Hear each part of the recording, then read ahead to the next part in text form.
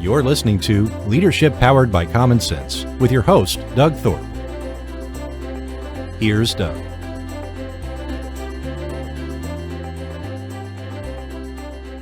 Hello again, everyone. You're on Leadership Powered by Common Sense, and I am your host, Doug Thorpe. And today we're going to dig a little deeper into the idea of finding purpose and connecting with purpose-driven initiatives. My guest is Catherine McCourt.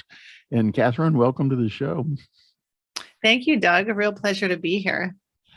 Yeah, so I always like to ask my guests to first give us a little bit of a backstory. You know, what has your journey been about, and how have you worked your way into what it is you're doing now? Yeah, I mean, it can be a long story or a short one. I would say that it really started from a young age. Even in my teenage years, I think I was always looking for something different and wanting to do something different than kind of what I saw in front of me in terms of like how people were living their lives and what they were doing. And not that I live completely different than everybody else, but for myself, it was just around what's more meaningful to me as a, young person. I was always very, very curious to know how certain people got to certain places in their life, or what, what were the decisions they made, or how did they come about, creating something in their life, whether it was success or whether it was something more personal. And so that really drove me through my 20s. I was always I am, I guess I should say, always career driven. And so I always knew that career for me was more important than kind of doing the whole, go to school, get married, have children, and then maybe find a career. I always knew that career was kind of the priority for me.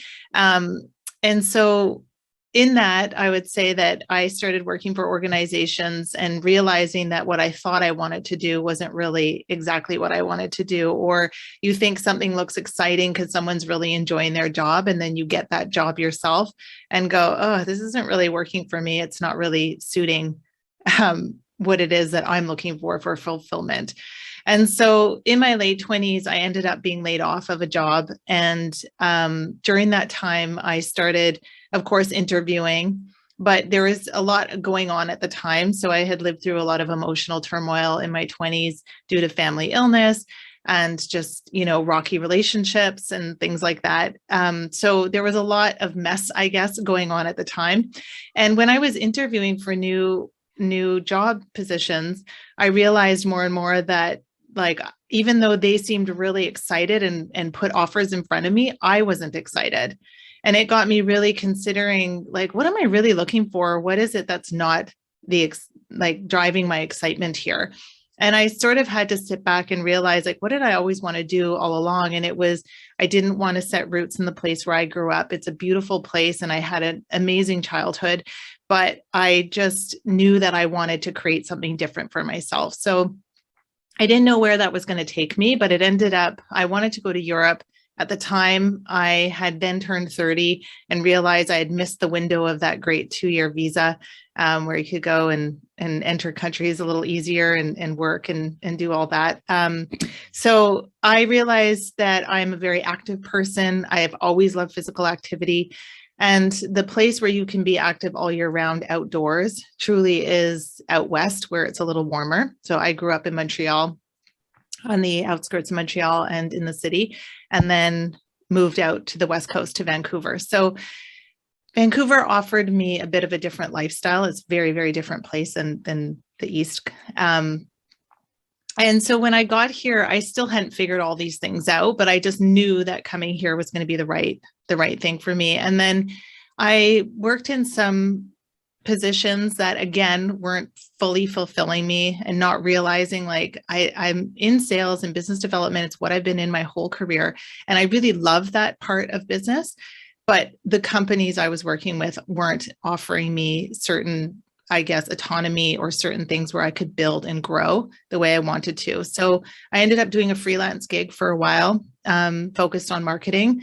And then I came across a company that really spoke to having more value in what they offered to their consumer base, which was, being able to buy something that contributed to making the planet a better place. And it was renewable and it was sustainable. And their whole message was around the purpose that they were trying to drive, which was to stop or reduce, the plastic that happens within the outdoor industry. And so that really spoke to me. And I mean, I think I sat there with a cup of coffee on a Saturday morning and just, kept reading more and more about them. And then I ended up seeing what they had available. And it was not necessarily at the level I was at my career, but I applied anyways. I ended up staying with them for 11 years in 3 different type roles. I was able to grow there. I was able to develop. But the one thing that stood to me, because I never thought I would be in a job for 11 years or with one company for 11 years, I was definitely of the mindset that, you do something for 3 years, take what you know and move on. But why I stayed, I think more than ever, was that it was really difficult when I started to look at other opportunities while I was working there, that nothing seemed to speak to the level of purpose that this company had at the time, especially in the area where I was living. So meaning, something that could be really accessible to me. And so long story short, that sort of really is where I learned more and more about what truly, purpose can mean from a career standpoint, but then also how does it tie to your personal life?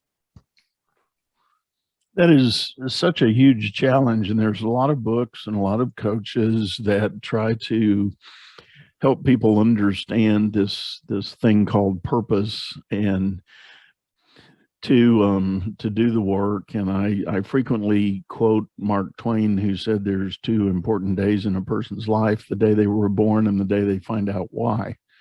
Yes. And in my mind, that speaks directly to this notion of purpose.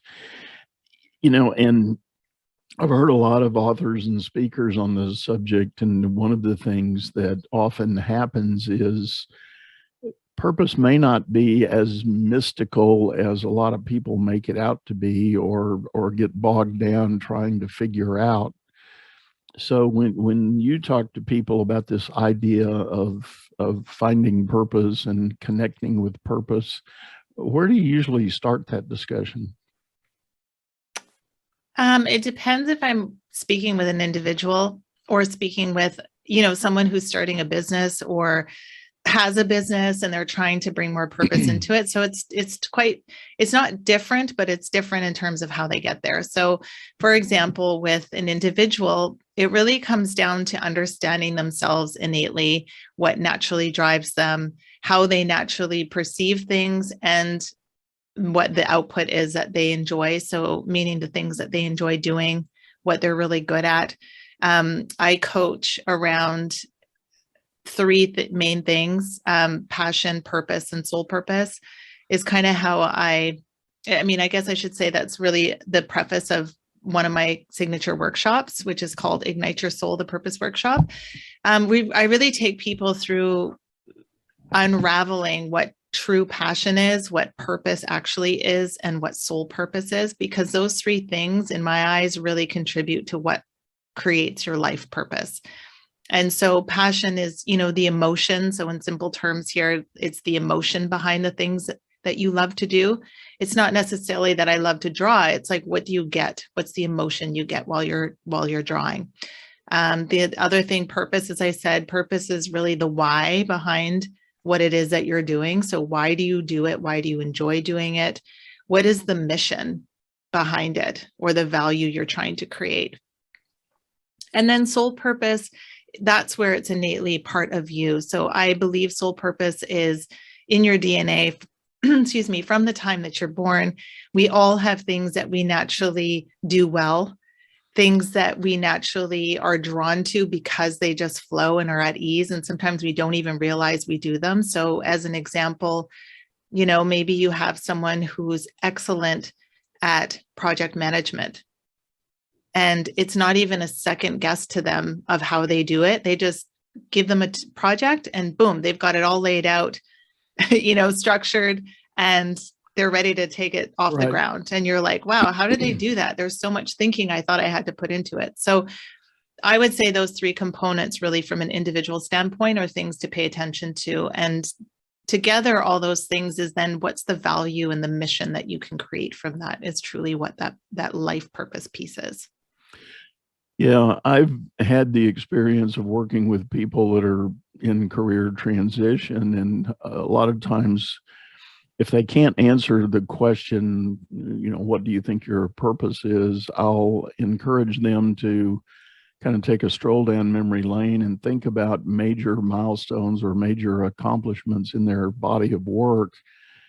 And after they make the list, go back through the list and sort of score them in terms of, wow, that was great. I really got jazzed about doing that. I was so excited when we got into that and got that done. And then there's going to be other things on the list. They are accomplishments, but you kind of say, yeah, it was good, but I don't ever want to have to do that again. Yes.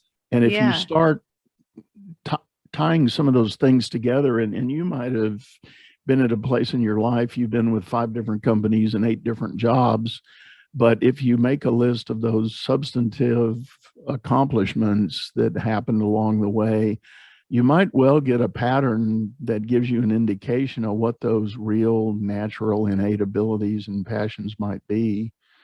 Yes. And you can then cobble them together to say, if I could find an opportunity to do these 3 things, that would be my perfect business or my perfect job. Yeah, absolutely. And this is the thing, you can work for a company like I did that, were aligned with my values. I didn't know at the time my purpose in that necessarily, but I understood that it aligned with my values. And that's a really good place to start. And then within that, it's about going further and figuring out what within that organization can you create around bringing more purpose to what it is that they do and expand that message. Yeah. And, I think it's important to talk about the difference between, you alluded to the companies that have stated their values and their goals and objectives, and they may go so far as to call that their purpose as a business, and finding employees that will come along and join into that and embrace that objective. That's great. A lot of times, I think people that step out and want to start a business and be an entrepreneur don't necessarily do that formative work of trying to declare the purpose before they even start building the business. Yeah, I think more and more we're starting to see people understanding purpose a bit better and how to drive a business from a purpose standpoint. So I think it's starting. It's definitely on the radar. I can tell you that the organization I worked for was purchased by a very large American company at the time, in my very last 2 years. And they themselves, this large organization, was just starting to figure out what their true actual purpose was, because they're an organization that owns many brands. They don't just own one brand. So for them, they needed to figure out what was their engine really made for and what was the message they were trying to get out to the world through each of their brands that was consistent. So, it's definitely something I think for businesses. It's a new way of thinking. And this is a lot of the work that I do as well is with businesses to find that piece of what is their true purpose and what do they really want to drive their business from and how do they want to help, within the world. A lot of times I run into business founders and owners that have started the business because they do know they've got a passion for certain things. For instance, if you're a programmer and you've got a particular niche of software development you like to work in, you might well have a bona fide business idea on how to do more of that. The challenge in those kind of specialty focus areas is you may personally like doing it and you really get excited about sitting at the computer and doing your thing, but can you really turn that into a business or an enterprise where you might be thinking about building teams of people doing that and then turning that into a real enterprise? I think that there's a big leap between that one very high charged personal love of doing something versus really turning it into a bona fide business. Yeah, I mean, I think not every business needs to have a purpose necessarily, and maybe that some people would disagree. But when you think about, what is an entrepreneur versus a business owner, people who own a business automatically think they're an entrepreneur. And it's not to say that they're not, because they are doing something on their own without the big guy behind them. But the difference is that an entrepreneur really solves problems. And so that's where that purpose piece really falls into place versus someone who owns a small business that is running a business, maybe selling things. It could be a service or a product. I mean, service you would think would have more purpose than some products do. But some small businesses are just that, small businesses, and they fill a need for whatever, consumer or business. But thinking from an entrepreneurial standpoint that solves problems, that's really where purpose comes into play when you're thinking about business. Like what was really the driving factor, like you said in the beginning, what really drove you to get or to want to build this or create this? And then how would you build it in a way that attracts other like-minded individuals to serve that message? Yeah, I think that's a very good point. And it's hard to believe we're already up on kind of a midway point in the show here, Catherine, but I'm going to take a short commercial break and then we're going to dive right back in and talk more about this idea of finding purpose. We'll be right back. Business is all about solving complex problems as fast as you can create them. Become the best problem solver by leading others to greatness too. And the first step is going to DougThorpe.com. Doug Thorpe is known globally for coaching entrepreneurs and business leaders, improving their performance and the work output of everyone surrounding them. You can find health, wealth, and happiness by learning to lead others to health, wealth, and happiness. Go to DougThorpe.com now and order Doug's books or hire him to coach your managers. That's DougThorpe.com. All right, everyone, we're back, and you are listening to Leadership Powered by Common Sense. My guest today is Catherine McCourt, and we've been talking about this, I guess some would call it mystical idea of personal purpose. One of the things we were chatting about during the break is I think it's important we can not get hung up on the distinction between big business or small business and entrepreneurial type endeavors.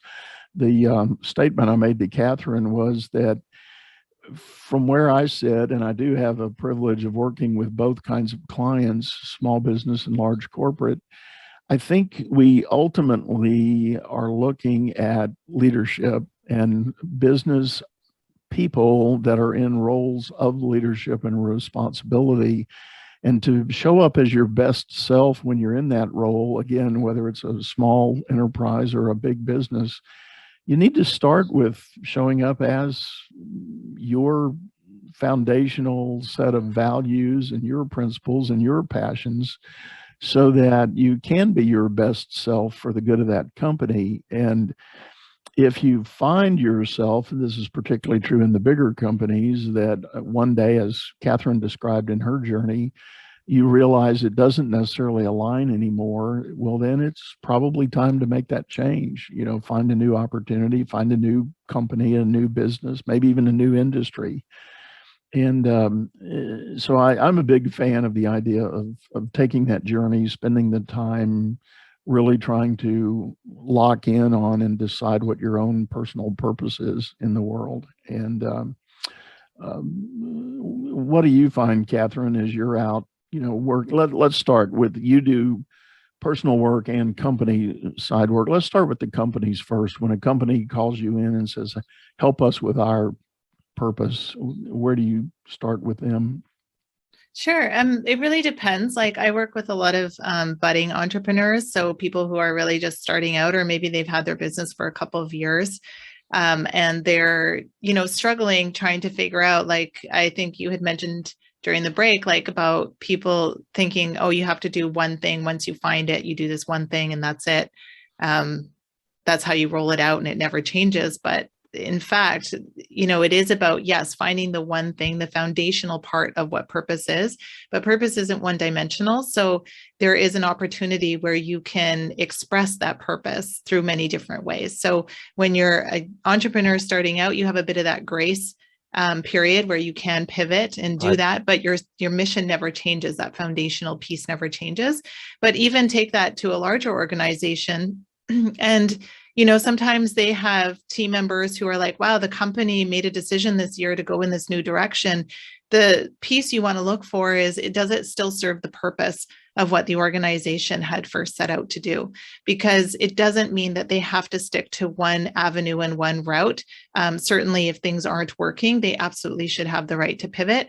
But as long as that one foundational piece, their purpose should never change, but how they express it will. And that can go for, like I said, an entrepreneur just starting out versus a very large organization that needs to pivot the way that they're doing it. And I mean, 2020 caused a lot of businesses to take that route, to recognize that they had to pivot. And there's nothing wrong with that. It's just keeping the key foundational piece to what your purpose and mission is the key to the success in the long run. But how you express it can change over time. Yeah. You're absolutely right. And the pandemic certainly triggered a lot of creative pivots, as the popular word was, pivots that people made. And as you were describing that, I immediately thought about a situation I'm aware of. There's a woman-owned business here locally where I am, who was, prior to the pandemic, they were making boutique soaps, custom fragrance bath soaps and such. And when the pandemic hit, the market for that just kind of went dead. I mean, people weren't focused on that at all.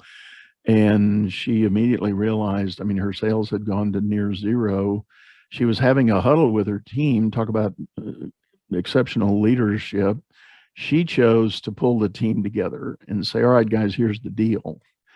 We may not make it as a company if we don't make some changes. And, starting with, reduction in headcount and reduced hours and all that sort of thing is on the table. But we also need to talk about what we're doing and what else we can do. And very long story short, somebody on the team came up and said, you know what? Pandemic has everybody talking about washing hands and hand sanitizers. And he said, the base material in our product is the stuff they use to make hand sanitizer. Let's try to cook up a batch of hand sanitizer and see what it does. They did. And lo and behold, they marched it out. They had some contacts at some large grocery store chains. And the grocery store gobbled it up because they were needing to have they needed to have hand pumps everywhere, in the store, because people were still being allowed to go to the grocery store to obviously buy food. But they had this hand sanitizer stuff for all the employees and so they were buying it by the gallon jug, to get it. And this huge new market opened up for them. And their demand was so great, the first big supply chain problem they had was getting the containers to put it in. They finally ended up going to the Igloo Corporation, which is near us here geographically. And they got them to fabricate special containers that were old Igloo cooler jugs to put into it. So talk about creativity. And yes. But they created this whole new purpose for what the company was doing, and they just thrived. It was an amazing success story in the face of grave danger.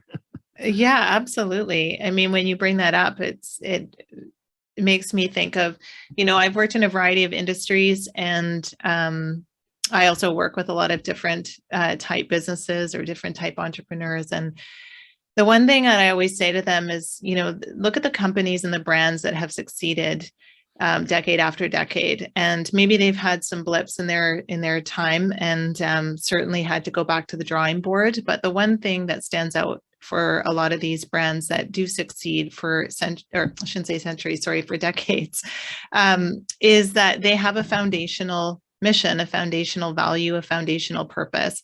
And they don't necessarily change themselves, their ethos, based on the trends of what's happening in the world. They may express that purpose and their value a different way to meet where the market is in terms of trend and what is looked for, but they don't change who they are. And that's the real key point of what I think I was trying to say before, is that there is a foundational piece of who you are. And most companies, when they start to struggle, that's where they go back to. They go, who were we when we started this? What were we really trying to create here? And then they start, building back off of that. But if you don't have that really clear in the first place, then it's really hard to maneuver, especially when times are tough and when markets are changing and consumers are changing. I agree with what you said, and it reminds me of the kind of the history of the Starbucks brand. For many years, when you read the Starbucks corporate statement of purpose and vision, it didn't say anything about coffee. Right. It said nothing about a beverage. It said, we're building a community. We want to build a customer experience. We want to build this gathering place. And it went on. And as I recall, there were about 25 bullets in their statement that had everything to do with that and not a single thing to do with beverages. Yeah. And the thing that drives a lot of this is people fear of missing out. So whether you're a business or whether you're an individual, you fear that you're going to miss out, or you fear that you're not going to be attractive to somebody or some market. But the truth is that when you stand authentically about who you are, then you will attract the right business or the right consumers or the right partners. I'm going to shift gears a little bit, and I'm going to ask you, and I hope this isn't a curveball for you, but have you had a case where you found it in significantly difficult to get your client to do the work or comprehend what this whole idea of digging for purpose is about? Yeah, I mean, a bit of a curveball, but I certainly do have some examples. I think that kind of falls into what I was just describing is, I've worked with individuals or teams who can't get their head out of the reactive state to everything that media or others are telling them. So meaning if I tell somebody that they don't need to be on 4 different social media platforms and do 1 to 2, they think, oh my God, no way. No way. How am I going to reach all these people? And it's like, well, first let's start from where you're at and see what really makes the most sense, because you're doing a lot of work and taking a lot of energy into things that aren't necessarily giving you ROI or coming back to you. And you're basing it on because you think everybody else is doing it this way. Sometimes it's good not to do what everybody else is doing. I think more so than not. I mean, even in my early career, I recognized sometimes when I started to be able to hire people, I recognized that sometimes just looking in your same industry was not always going to get you what you need. You need someone from a different industry that has certain skill sets that match what it is you're trying to create, that can see things from a different angle and bring something different to the team that can maybe even help get you to that next level or catapult you in a different direction that will still serve the business wholly. So yeah, I would say that certainly the hardest part is when people are just listening to everything that they hear or taking advice from places that don't really hold a lot of value. And they're scared to miss out is the biggest piece. They're scared to miss out on something if they don't do it, but they don't realize the impact of what it's having when they do work from that sort of disorganized or reactive state. Right. And, back to my basic question there about sometimes clients have a struggle trying to talk about what their purpose may be. Part of that, in my experience, actually has been the occasional cultural influence. I was working with a very senior executive at one of the big global brands, Fortune 50 kind of company, and he had been a world traveler. I'd known that. He'd been with the company about 25 years, been in a lot of different, I think he's been on every continent, literally, and probably lived in, I don't know, 15 or 18 countries over that time.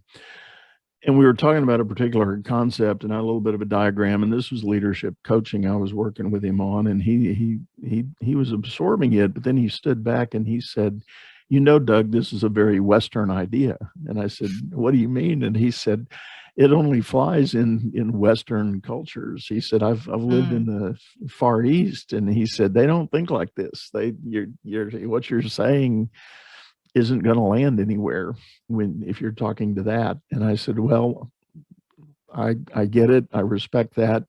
I'm not talking to one of those people. I'm talking to you. So, right. And he said, okay, touche. That's fair enough. He said, I guess I sound like I'm dodging it, but I'm with you. I get it. I know what I need to be doing. So anyway, some of these things can have that aspect to it. And I know we as coaches have to occasionally lean into that and be respectful of that kind of sort of social and cultural framework that people are coming from. So many things going through my mind right now. And well, let me just ask this: if people would have heard our show so far and are interested in talking with you further about your work, what's the best way they can get in touch with you? I have a website, and it's CatherineMcCourt.com. I won't spell it. I'm hoping you'll put that in the show notes. I will. It's long. So CatherineMcCourt.com is my website. And I also hang out on Instagram. I have two. So one is Catherine L. McCourt, and the other one is my podcast, which is Fearless Future with Catherine McCourt. And the Instagram handle for that is fearless.future. Okay. So those are really the three places. And of course, LinkedIn. So I'm on LinkedIn under my name, Catherine L. McCourt. That's great. Well, we definitely will have all of that in the show notes that you can download. And on that idea, I want to remind everybody, if you're listening through your favorite audio streaming channel, we also have a video version of this episode over on YouTube on a channel by the same name, Leadership Powered by Common Sense. And you can jump over there, subscribe to the channel, and you'll get all our updates and all our info about it. I guess I'm going to ask you, Catherine, any just sort of last summary comment you would like to challenge people to think about? Sure. Thanks for asking that, because when you just finished saying what you were saying before about the organizations and, the coaching side of it. And, I work with organizations as well who are coming to North America for the first time. And it's mostly around building strategies on sales and business development that I work on with them. But again, that purpose piece comes into play. I coach around purpose-driven sales, but when a lot of organizations think, I want to come to North America, so much to your point about this gentleman saying, like, that's a Western way of thinking and it's not going to work over here. I've definitely come across all the time as like, well, I just want to go and work, or I want our product in America, or I want a product in Canada. And it's like, great. But they really don't realize how much, like, I'll say research, but how much work they need to do to recognize, like, where are you going to enter? What is the best point of entry into this country? And also, you will have who you are, your values, your purpose, but you also have to message that very differently from a Canadian consumer base or business B2B versus America. And so I think that's a bit of a learning thing, and a thing that I coach around a lot too, is recognizing that, great, you want to win America or you want to win Canadian market, but there's so much work that needs to go into that. And it's not just about landing your product here. There's so much more that you need to do to be more, do your due diligence to be able to make sure that when you do land here, it's for a long time, not a short time. I like that. And that's definitely a word to the wise. And you are absolutely correct. I've had a number of my corporate clients that are Canadian. And inevitably, somewhere in our engagement, as we're having a discussion, some little nuanced tidbit will come up, and they'll say to me, they go, "What? What are you talking about?" And Yes. and we'll, or vice versa, they'll go down a trail, and I'll go, "I'm not following the context here. Where is it?" So there are some subtle differences.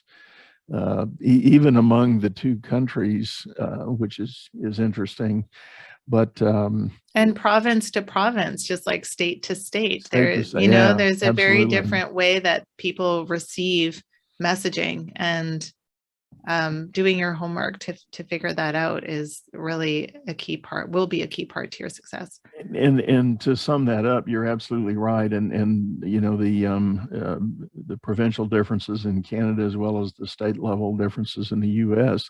I think there are those coming from, say, Europe or even the Far East that don't understand that geography and don't realize how diverse the cultures may be across that. I mean, it would be real easy to look at the U.S. In fact, there's a book that someone referred to me recently. They said the U.S. is really 7 little countries. Yes. And you need to understand that if you want to come together. So yeah, but to bring it back to, if you really know and understand your mission and your values and your philosophy and your purpose, it's just a matter of how you express that purpose. So you don't have to change who you are. Yeah, you just I like that. Change how you deliver your message. I appreciate you bringing that back. And that is, I think, the ultimate magic in doing the work to really visit and secure your own understanding and definition of what your sense of purpose is, whether it's you personally or for your business. I think that is such a vital part of success. Not to say you can't get out there and sell a ton of widgets doing something, but it's a question of sustainability.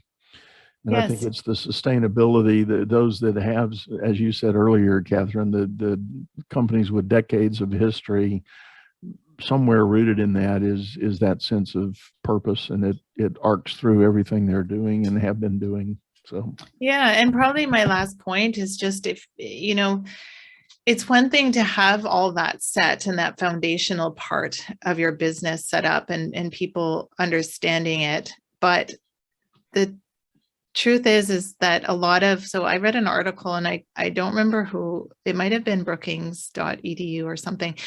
It was in an article that I recently wrote, and the study was that, there's still about 70% of employees of certain businesses don't actually understand what the purpose is of the business.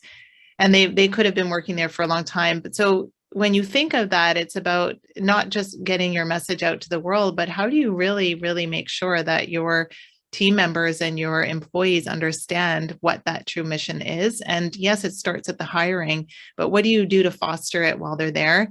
And then I do a lot of work around purpose-driven sales, because I do find that when you sell from a place of purpose, you absolutely, you create a better relationship, you create better rapport, you create better value that is sustainable for the business versus just selling. So make sure, if you're a sales leader, I would just say, make sure that your sales team really understands driving their sales from a place of purpose.